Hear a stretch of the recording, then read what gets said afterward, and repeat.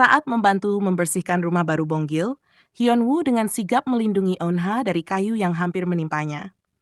Di tengah kejadian itu, tanpa diduga, ia berhadapan langsung dengan Baekhyun.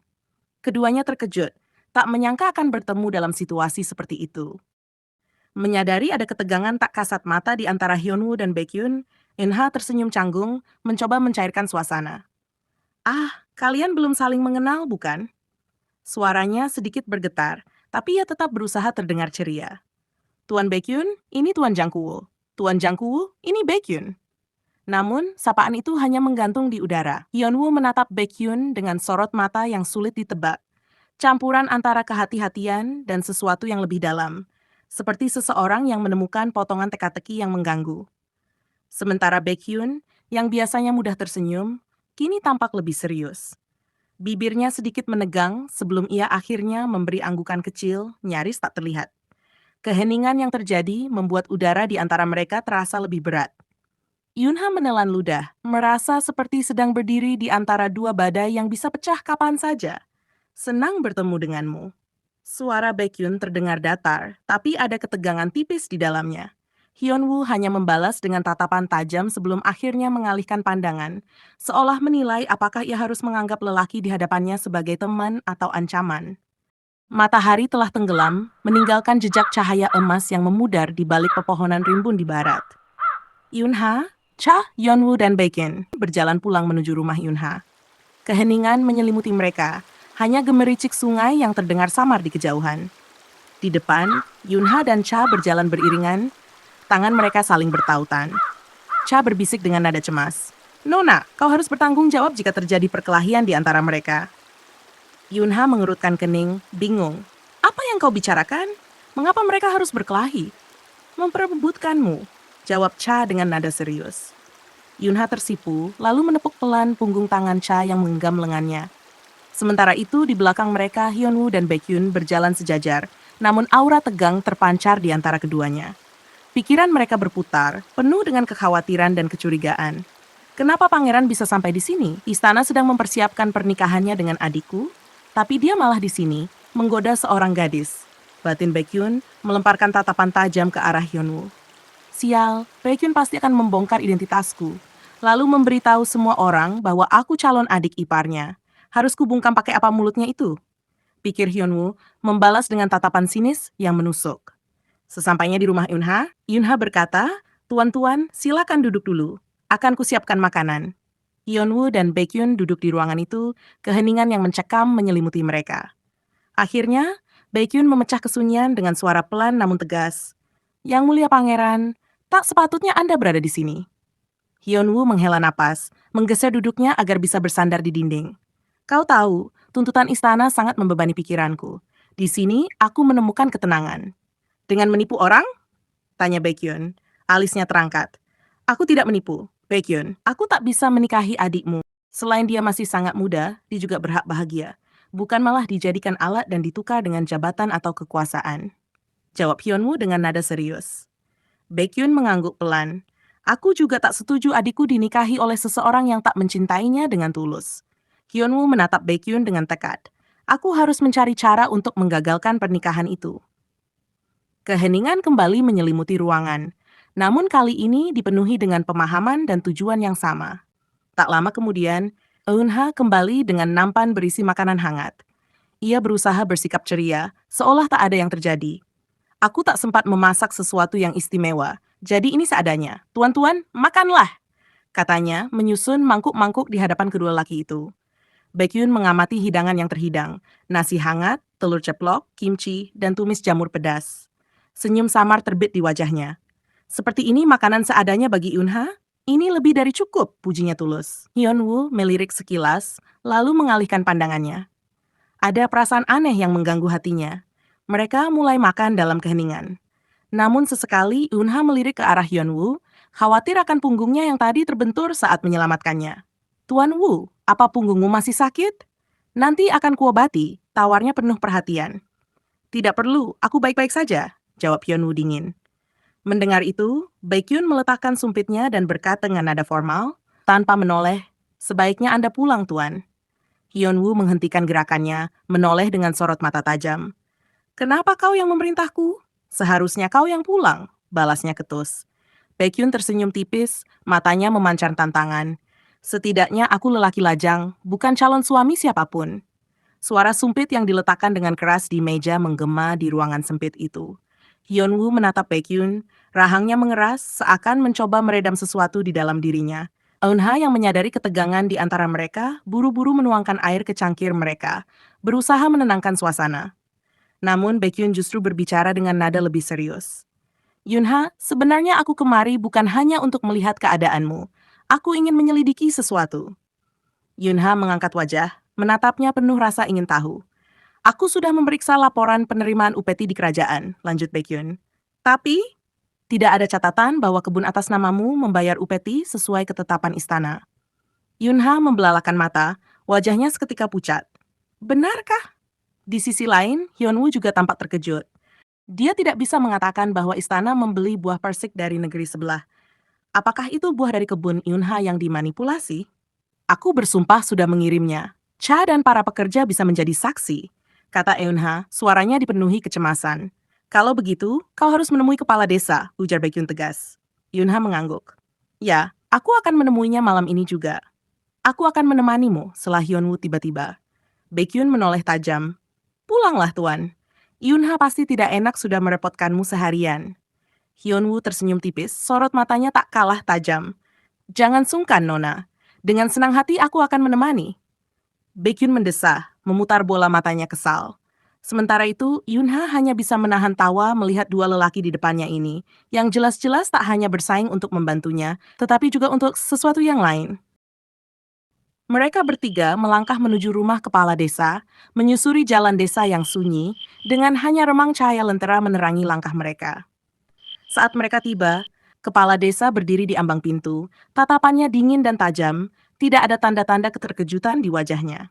Ada perlu apa kalian kemari di larut malam begini? Tanyanya, suaranya datar, nyaris tanpa emosi.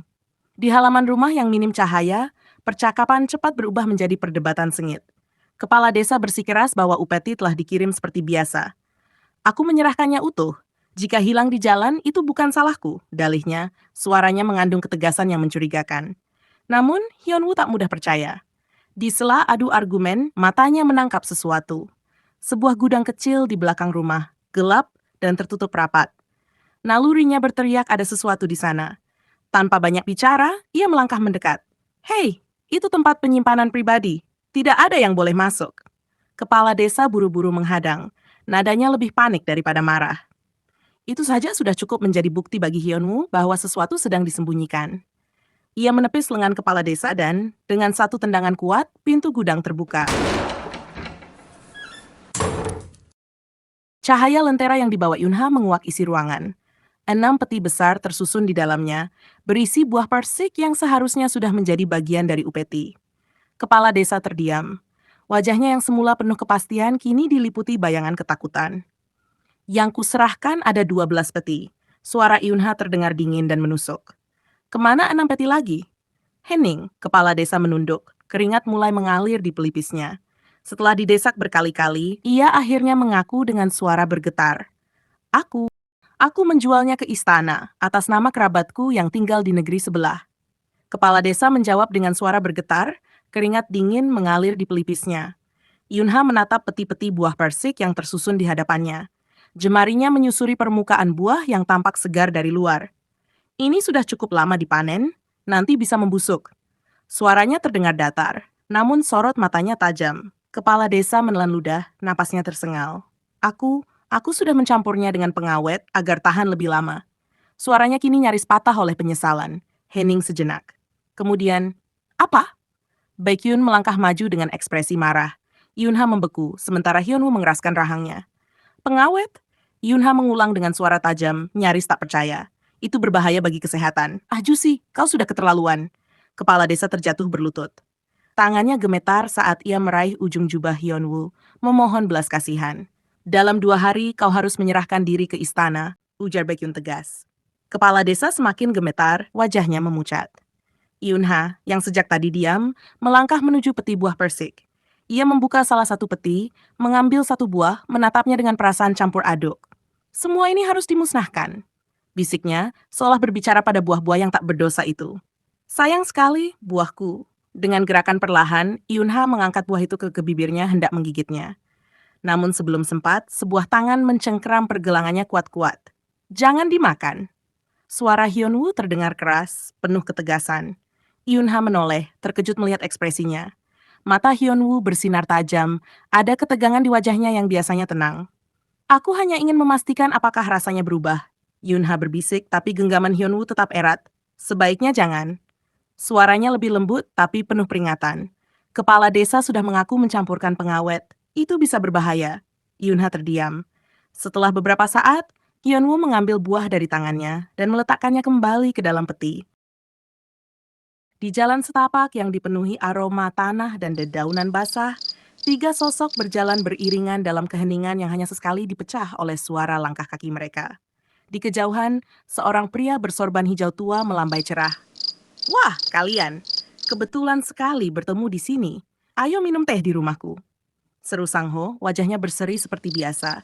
Yunha tersenyum tipis, menggeleng pelan. Orabeoni, maaf, aku harus pulang. Sangho tampak kecewa sejenak, tapi kemudian matanya berbinar penuh harap kepada 2 pria yang berjalan di belakang Yunha. Ah, kalau begitu, tuan-tuan saja. Jangan menolak ya.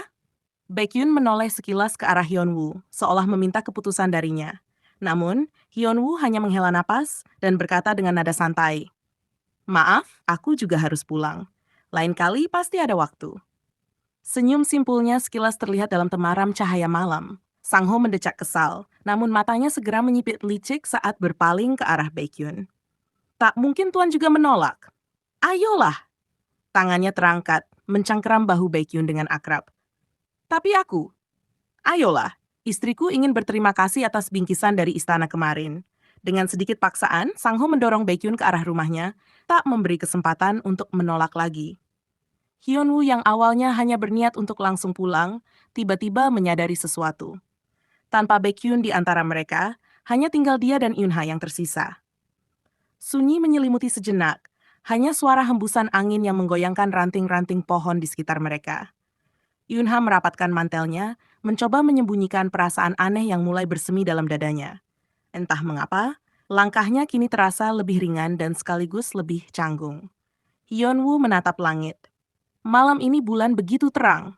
Suaranya rendah, nyaris seperti gumaman. Yunha mengangkat wajah, mengikuti pandangannya. Ya, seperti ingin menerangi jalan pulang kita. Sejenak, hanya ada mereka berdua di bawah sinar bulan yang seolah memeluk keheningan malam itu. Cahaya bulan itu menerpa wajahmu. Kau jadi bertambah cantik. Langkah Yunha terhenti. Matanya melebar, lalu dengan cepat ia menunduk, merasakan panas merayapi wajahnya. Ia tidak tahu harus berkata apa. Namun, sebelum suasana menjadi semakin canggung, tiba-tiba suara gemerisik terdengar dari semak-semak di dekat mereka. Ular! Tanpa berpikir panjang, Yunha langsung menghambur ke arah Hyunwoo. Kedua tangannya mencengkeram jubahnya erat, wajahnya tertanam di dadanya. Ia memejamkan mata, tubuhnya menegang dalam ketakutan. Hyunwoo sendiri terkejut, bukan karena ancaman ular yang Yunha sebut, tetapi karena kehangatan tubuh gadis itu yang kini bersandar padanya. Jantungnya berdegup lebih cepat dari biasanya. Perlahan, ia menurunkan pandangannya, melihat rambut Yunha yang halus menyentuh lehernya. Senyum geli muncul di sudut bibirnya. Dengan lembut, ia meletakkan tangannya di bahu Yunha dan berbisik. Itu cuma musang. Yunha membuka mata perlahan, melihat ke depan dan benar saja. Seekor musang kecil berlari melewati jalan, ekornya yang lebat berayun sebelum menghilang ke dalam kegelapan. Barulah ia menyadari posisinya. Jantungnya berdebar kencang, dan dalam sekejap ia menjauh dari Hyunwoo, mundur dengan wajah merah padam. Maaf, ucapnya cepat, hampir terbata. Hyunwoo hanya tertawa kecil, matanya berbinar melihat ekspresi gadis itu. Mereka kembali berjalan, dan Eunha berusaha mengatur napasnya, meski dalam hati ia masih bisa merasakan debaran jantungnya yang tak beraturan. Hening sejenak sebelum suara Hyunwoo memecahnya. Kau takut ular? Padahal waktu itu kau mengalahkan babi hutan. Eunha berhenti sejenak, menatapnya curiga. Kenapa kamu tahu? Bukankah saat itu kau sedang pingsan? Langkah Hyunwoo tersendat. Rahangnya mengatup rapat, menyadari ia baru saja keceplosan. Seketika telinganya memerah dan alih-alih menjawab, ia malah mempercepat langkahnya, berharap bisa menghindari tatapan Eunha. Namun, Eunha tak tinggal diam. Ia terkekeh, lalu berlari mengejar pria itu. Hei, jangan tinggalkan aku. Bagaimana kalau nanti ada babi hutan lagi? Tawanya menggema di udara malam, sementara Hyunwoo yang tetap berjalan di depan hanya bisa tersenyum tipis. Hyunwoo dan Eunha berjalan beriringan, hingga mereka tiba di sebuah tanah lapang yang menawarkan pemandangan alam yang menakjubkan. Mereka berhenti sejenak, membiarkan diri tenggelam dalam keindahan malam yang tenang. Hyunwoo menoleh, menatap wajah Eunha yang bersinar di bawah cahaya bulan. Dengan suara lembut, ia bertanya, "Apakah kau marah karena aku telah membohongimu?" Eunha tersenyum, mengingat kembali peristiwa yang telah mereka lalui. "Tidak," jawabnya pelan. "Aku yakin kau memiliki alasanmu sendiri. Lagi pula, kau tidak bermaksud membohongiku, bukan?" Hyunwoo mengangguk, matanya menatap jauh ke depan. "Ada kalanya aku seharusnya mengakui kelemahanku," katanya dengan nada penuh penyesalan. "Selama ini, aku hanya mengikuti perintah, seolah tak ada ruang untuk keinginanku sendiri." Eunha menatapnya dengan penuh pengertian. "Setiap orang memiliki kewajiban. Mungkin beban yang diberikan padamu adalah demi kebaikanmu sendiri," ujarnya lembut. Angin malam berhembus pelan, membawa aroma bunga liar yang mekar di sekitar mereka. Hyunwoo merasakan beban di pundaknya sedikit berkurang dengan kata-kata Eunha. Ia menoleh, menatap gadis di sampingnya dengan rasa syukur yang mendalam. Mereka berdiri di sana beberapa saat lagi, menikmati kebersamaan dalam keheningan yang nyaman, sebelum akhirnya memutuskan untuk melanjutkan perjalanan pulang menuju rumah masing-masing.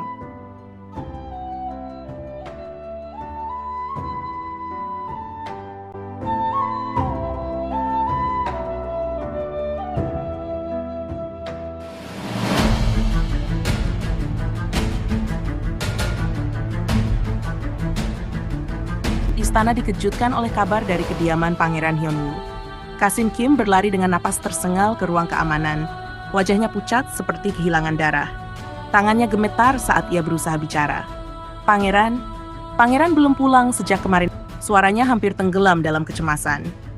Para pengawal yang mendengar kabar itu saling berpandangan. Ketegangan menyelimuti udara. Dalam hitungan menit, berita tersebut sampai ke telinga Raja Hyunjong.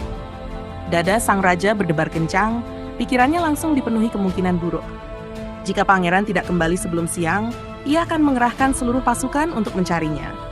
Sementara itu, Baekhyun yang mendengar kabar itu menggertakkan giginya, kemarahan membara di matanya. "Dasar dengan mesum," geramnya dalam hati.